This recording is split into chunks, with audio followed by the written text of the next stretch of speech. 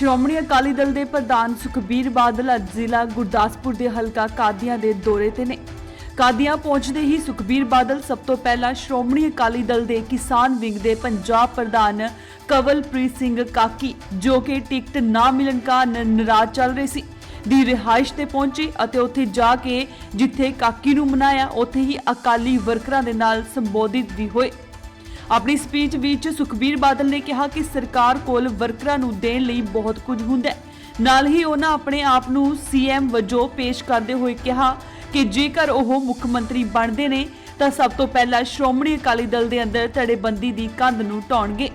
ਨਾਲ ਹੀ ਉਹਨਾਂ ਪੱਤਰਕਾਰਾਂ ਦੇ ਨਾਲ ਗੱਲਬਾਤ ਕਰਦੇ ਲੁਧਿਆਣਾ ਬੰਬ ਧਮਾਕੇ ਦੇ ਮਾਸਟਰਮਾਈਂਡ ਨੂੰ ਜਰਮਨੀ ਦੇ ਵਿੱਚ ਫੜੇ ਜਾਣ ਅਤੇ ਬੰਬ ਕਾਂਡ ਦੇ ਤਾਰ ਗੁਰਪਤਵੰਤ ਸਿੰਘ ਪੰਨੂ ਦੇ ਨਾਲ ਜੁੜਨ ਨੂੰ ਲੈ ਕੇ ਕਿਹਾ ਕਿ ਗੁਰਪਤਵੰਤ ਸਿੰਘ ਪੰਨੂ ਅਤੇ ਕੈਬਨਿਟ ਮੰਤਰੀ ਤ੍ਰਿਪਤ ਰਜਿੰਦਰ ਬਾਜਵਾ ਦੇ ਪਰਿਵਾਰ ਇੱਕ ਹੀ ਨੇ।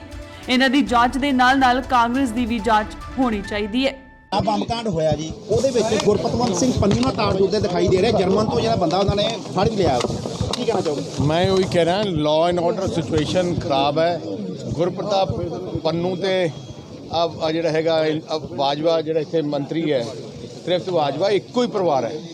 ਸੋ ਉਹਨਾਂ ਨੂੰ ਪਤਾ ਕਰਨਾ ਚਾਹੀਦਾ ਕਾਂਗਰਸ ਦੇ ਕਿੰਨੇ ਵੱਡੇ ਲਿੰਕ ਨੇ। ਗੁਰਦਾਸਪੁਰ ਤੋਂ ਜਤਿੰਦਰ ਕੁੰਦਲ, ਇੰਡੋਸ ਟੀਵੀ, ਆਸਟ੍ਰੇਲੀਆ।